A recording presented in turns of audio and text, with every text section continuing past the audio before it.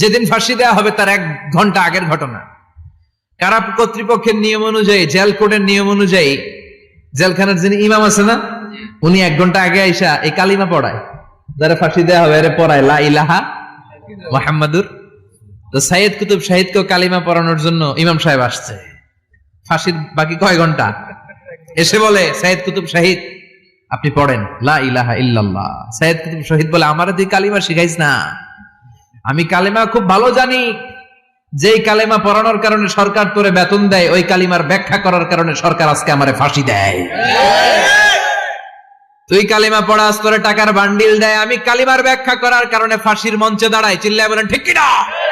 তার মানে তোর কালিমা আমার কালিমা এক কালিমা না, এই 2 কালিমার মধ্যে পার্থক্য আছে না নাই?